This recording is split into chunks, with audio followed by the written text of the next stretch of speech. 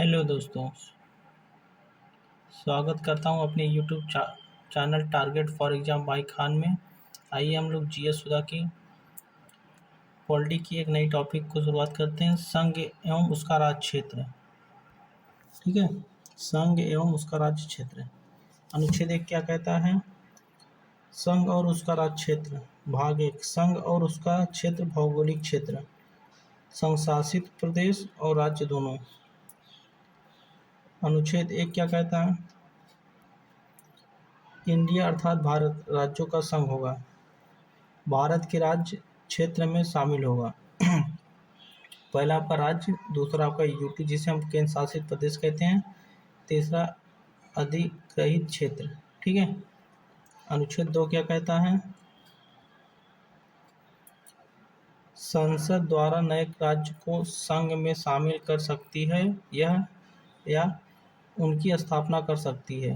संसद नए राज्यों के प्रवेश या स्थापना को मंजूरी दे सकती है। ठीक है, कहने का मतलब ये जो संसद पर ये शक्तियाँ दी गई कि नए राज्य का गठन कर सकती हैं, संघ शासित संघ में शामिल कर सकती हैं या उनकी स्थापना कर सकती है, या संसद नए राज्यों के प्रवेश या स्थापना के लिए मंजूरी दे सकती है। ठीक, जैसे नए राज्यों को जो पहले भारत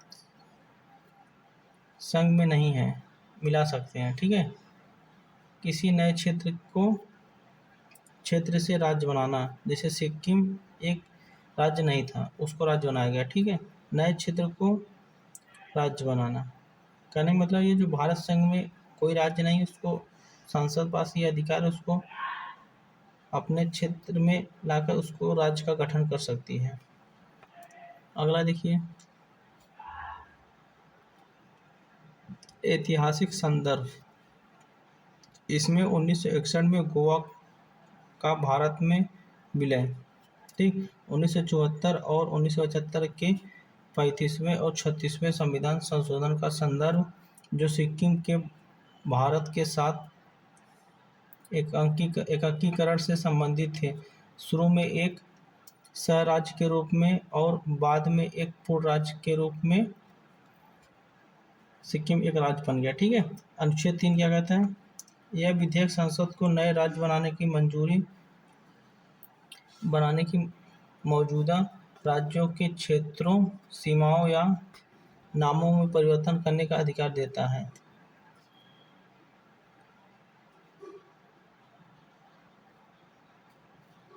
आगे देखिए,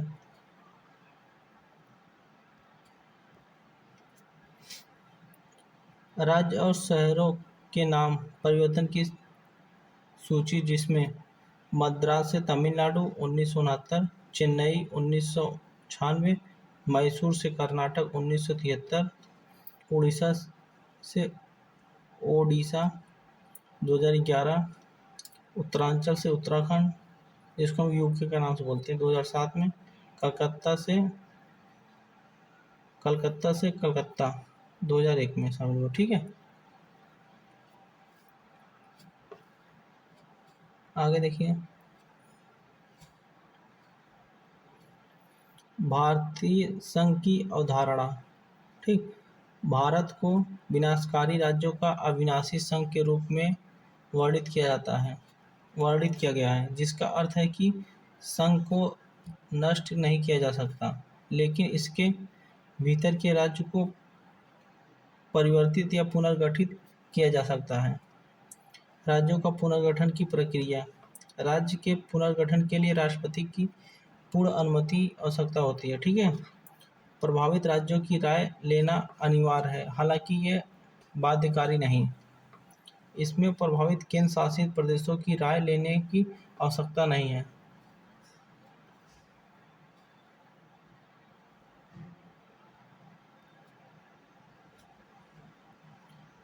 संविधान की अनुसूचियां 1 और 4 का संदर्भ ले, जो क्रमशः राज्यों के नाम और राज्यसभा राज्य परिषद में सीटों के आवंटन से संबंधित है। अनुच्छेद 4 क्या कहता है? इसमें कहा गया है कि अनुच्छेद 2 और अनुच्छेद 3 के तहत बनाया गया कोई भी कानून अनुच्छेद 368 के तहत संवैधानिक संशोधन नहीं माना जाएगा। इसका तात्पर्य है कि ऐसे कानून जो संसद में साधारण बहुमत से पारित किए जा सकते हैं। ठीक है, आगे देखिए।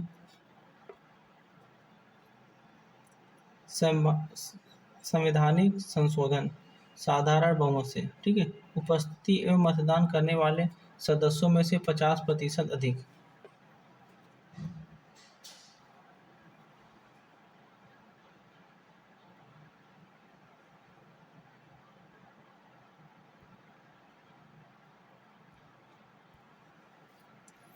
अगला देखिए, विशेष बहुमत उपस्थिति एवं मतदान करने वाले सदस्यों का 2/3 बहुमत।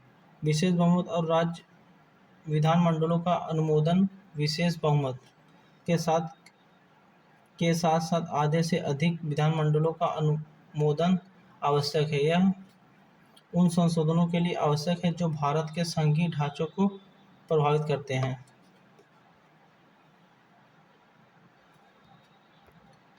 भारत अपना क्षेत्र अन्य देश को।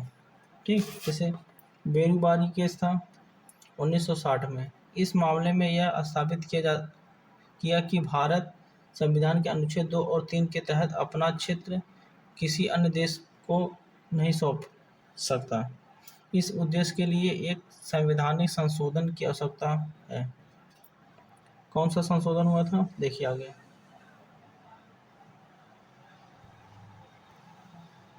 100वां संविधान संशोधन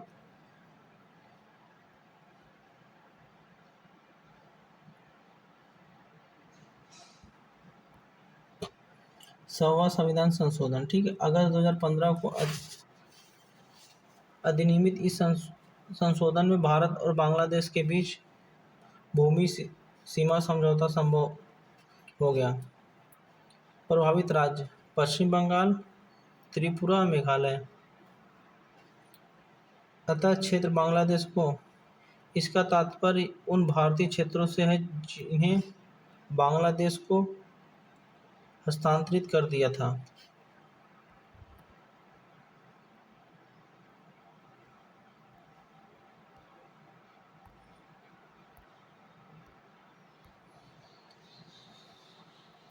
अतः क्षेत्र भारत को। इसका तात्पर्य उन बांग्लादेशी बस्तियों से जिन्हें भारत को हस्तांतरित कर दिया गया था। भारत बनाम बांग्लादेश। ठीक, भूमि सीमा समझौता। इस समझौते पर मूलतः वर्ष 1974 में हस्ताक्षर हुए थे तथा इस वर्ष 2015 में क्रियान्वित किया गया था कि जिसका उद्देश्य दोनों देशों के बीच सीमा विवादों को बस्तियों के आदान प्रदान के मध्य से सुलझाना था। ठीक है, अब आ जाते हैं अगला, देशी रियासतों का विलय। देशी रियासतों का विलय।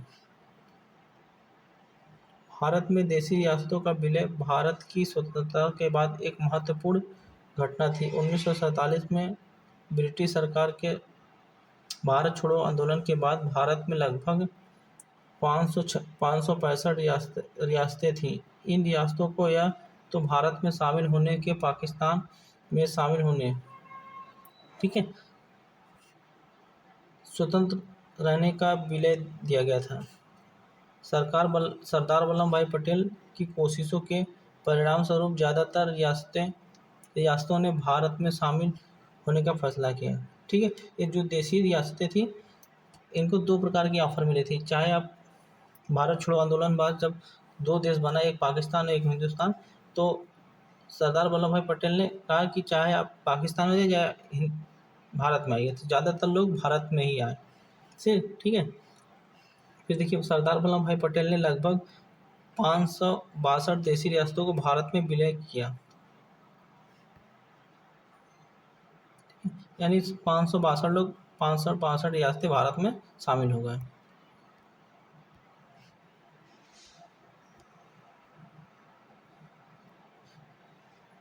मुख्य रियासतें और उनका विलय, जैसे जूनागढ़।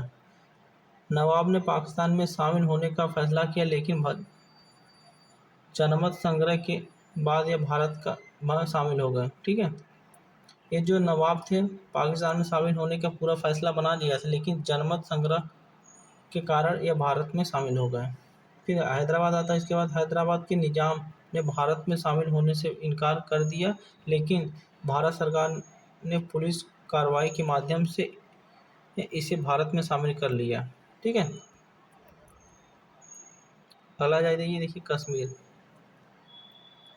कश्मीर के महाराजा ने ना तो भारत और ना ही पाकिस्तान में शामिल होने का फैसला किया, लेकिन बाद में उन्होंने भारत में के लिए विलय पत्र पर हस्ताक्षर कर दिया गया। ठीक, आ जाइए अगला देखिए आप, राज्यों का पुनर्गठन। ठीक है, राज्यों का पुनर्गठन। भारतीय संविधान का अनुच्छेद 3 संसद को निम्न शक्तियाँ प्रदान करता है। किसी राज्य से उसका राज्य क्षेत्र अलग करके अथवा दो या दो से अधिक राज्यों को या राज्यों के भागों को मिलाकर अथवा किसी राज्य क्षेत्र को किसी राज्य के भाग के साथ मिलाकर नए राज्यों का निर्माण कर सकती है। ठीक है, दूसरा क्या है, किसी राज्य के क्षेत्र को बढ़ा सकती है।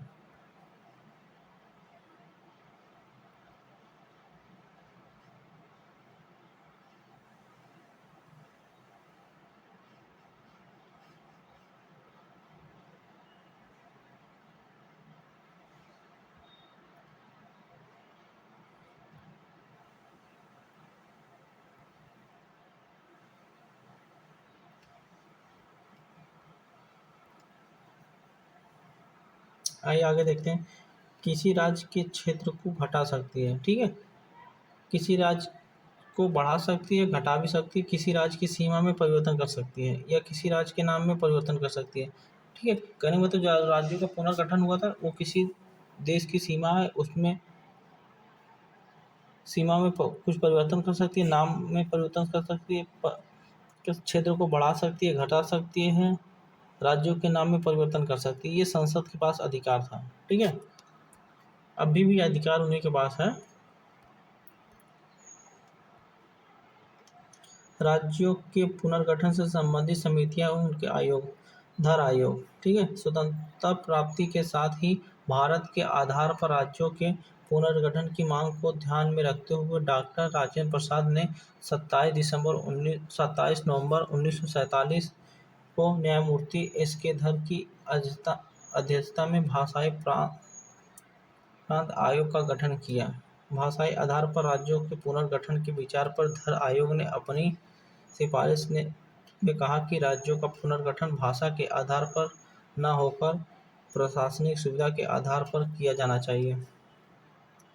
लेकिन जेवीपी समिति राज्यों के पुनर्गठन से संबंधित धर आयोग की सिफारिश के बाद भाषा के आधार पर राज्यों के पुनर्गठन का आंदोलन और अधिक तीव्रता हो गई।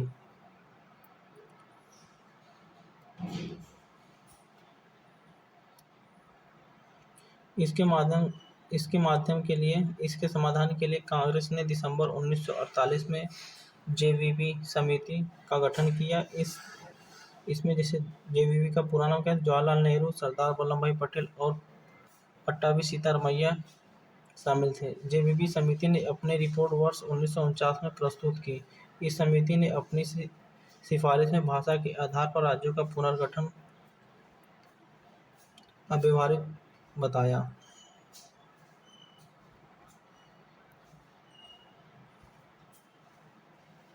नोट, भाषाई राज्य पुनर्गठन आंदोलन के दौरान 1956 में कुछ स्रोतों में 58 दिनों की भूख हड़ताल के बाद आंदोलन के नेता पोट्टी श्रीरामुलु का निधन हो गया, जिसके बाद अक्टूबर 1953 में सरकार को विवश होकर भाषा के आधार पर राज्यों का पुनर्गठन की मांग को स्वीकार करना पड़ा तथा मद्रास से तेलुगु भाषा क्षेत्र को अलग करके आंध्र प्रदेश राज्य का पुनर्गठन किया गया।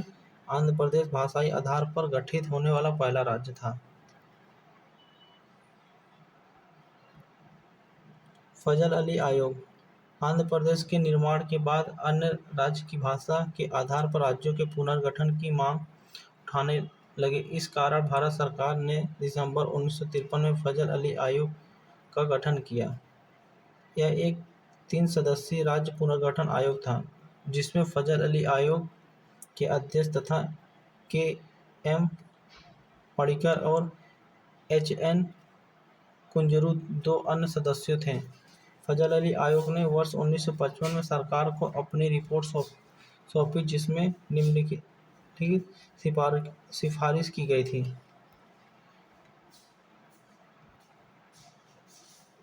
भाषा के आधार पर राज्यों का पुनर्गठन तार्किक रूप से व्यवहारिक नहीं है, अतः इसे कोई राज्य बनाना संभव नहीं है जो पूर्णतः एक भाषी हो। किसी भी नए राज्य के गठन में राष्ट्रीय सुरक्षा, वित्तीय और प्रशासनिक कुशलता को अधिक महत्व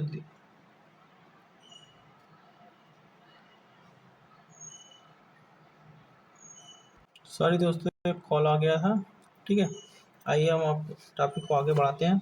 यहाँ फिर से देखिए, भाषा के आधार पर राज्यों का पुनर्गठन तार्किक रूप से व्यवहारिक नहीं है, अतः ऐसा कोई राज्य बनाना संभव नहीं है जो पूर्णतः एक भाषाई हो। किसी भी नए राज्यों के गठन में राष्ट्रीय सुरक्षा, वित्तीय और प्रशासनिक कुशलता को अधिक महत्व दिया जाना चाहिए।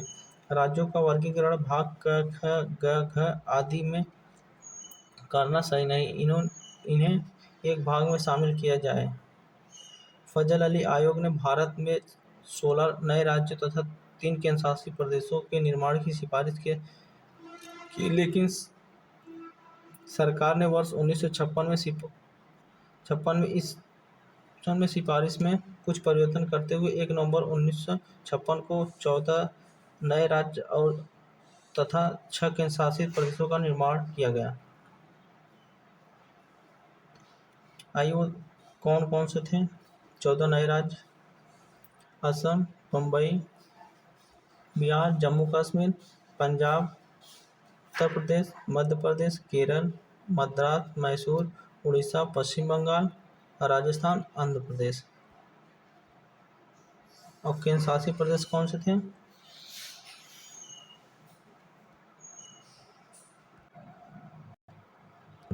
आज थोड़ा क्लास डिस्टर्ब हो जा रहा है, कई बार फोन आ रहा है। केंद्र शासित प्रदेश दिल्ली, हिमाचल प्रदेश।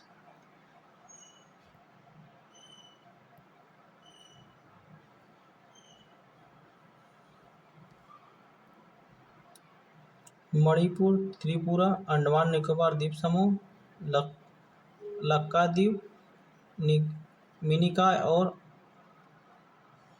अमिनी द्वीप समूह। ठीक है, आगे देखते हैं। 1950 के बाद नवनिर्मित राज्य। पहला आपका आंध्र प्रदेश 1 अक्टूबर 1953, गुजरात 1 मई 1960, महाराष्ट्र 1 मई 1960, नागालैंड 1 दिसंबर 1963, हरियाणा 1 नवंबर 1966,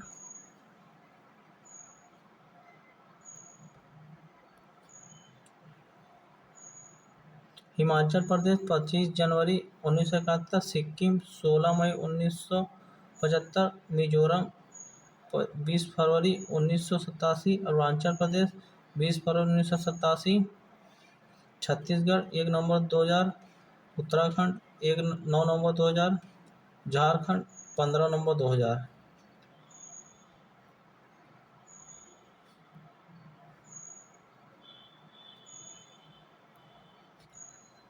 तेलंगाना 2 जून 2014। ठीक है, आज हम अपनी क्लास को यहीं पर समाप्त करते हैं। अगला आपका टॉपिक होगा भारतीय संविधान के स्रोत। ठीक है, थोड़ा आज क्लास डिस्टर्ब हो गया था, 2 बार फ़ोन आ गया था। आशा करता हूँ कि ये वीडियो आप सभी को अच्छी लगी होगी। वीडियो अच्छी लगे तो कमेंट, लाइक और चैनल को ज़रूर सब्सक्राइब करें और बेल आइकन को ज़रूर प्रेस करें ताकि जो भी हम वीडियो अपलोड करेंगे आपको नोटिफिकेशन मिल जाएगा। और PDF के लिए डिस्क्रिप्शन में टेलीग्राम लिंक है, वहाँ से आप PDF प्राप्त कर सकते हैं। धन्यवाद।